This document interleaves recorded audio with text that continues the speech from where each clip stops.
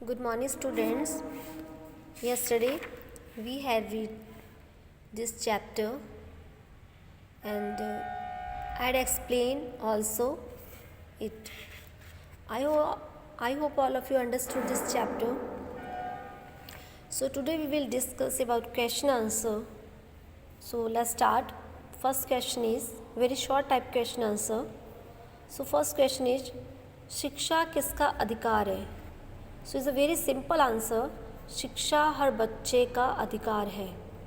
सो right answer शिक्षा हर बच्चे का अधिकार, यानी किसका की जगह पे आप राइट करेंगे हर बच्चे का अधिकार है. First of all write question, then write answer.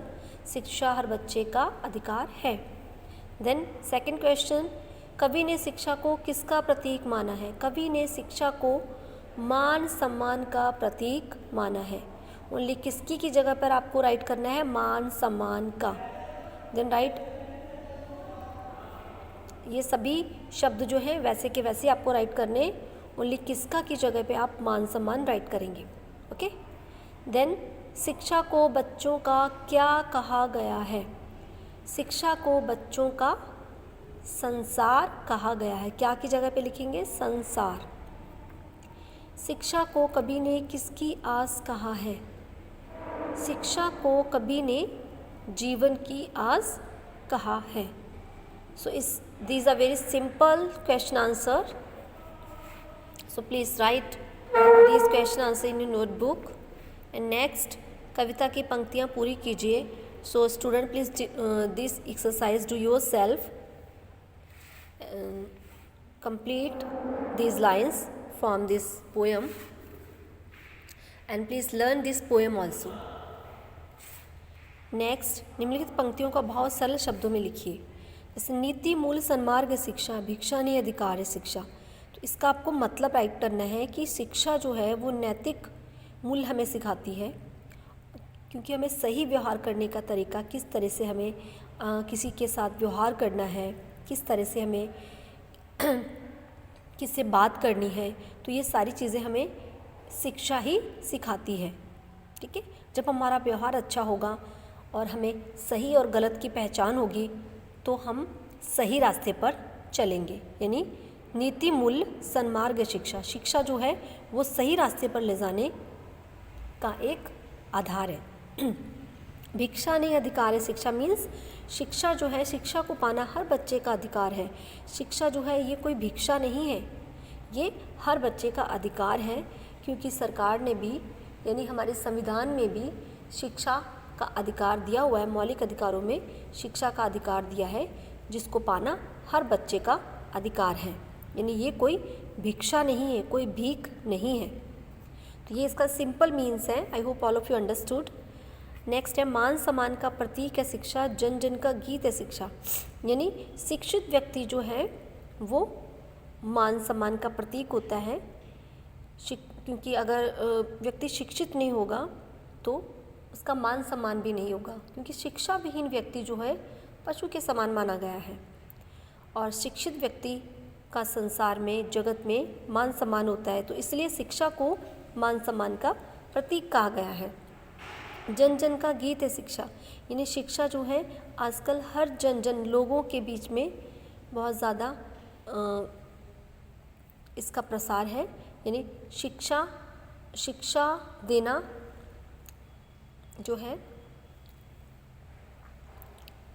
किसी को शिक्षित करना, शिक्षा देना, ये हर जन का कर्तव्य है. तो जन जन का गीत है शिक्षा. यानी लोगों के बीच में ये शिक्षा के नारे जो हैं ये गूंज रहे हैं. जन जन का गीत है शिक्षा.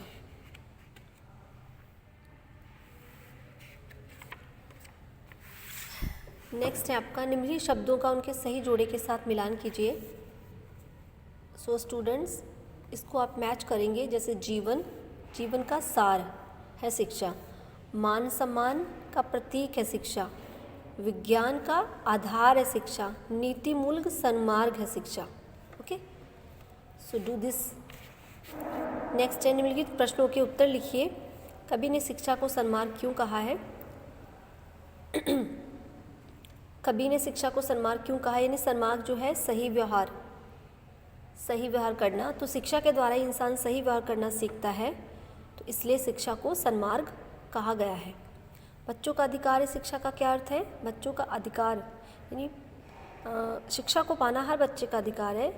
शिक्षा जो है ये कोई भिक्षा नहीं है, शिक्षा भिक्षा नहीं है, इसको पाना हर बच्चे का अधिकार है, क्योंकि हमारे संविधान में भी शिक्षा के अधिकार का उल्लेख किया गया है। इसलिए इस शिक्षा प्राप्त करना हर बच्चे का अधिकार है। कविता का सार लिखते हुए इसका मूल आशय स्पष्ट कीजिए, यानी इसका मूल आशय ये है कि हर व्यक्ति को शिक्षित होना चाहिए। शिक्षा का जीवन में बहुत ज़्यादा महत्व है, हर व्यक्ति को शिक्षित होना चाहिए, क्योंकि शिक्षित व्यक्ति ही अपना और अपने समाज का विकास कर सकता है। तो ये इसका मूल आशय है।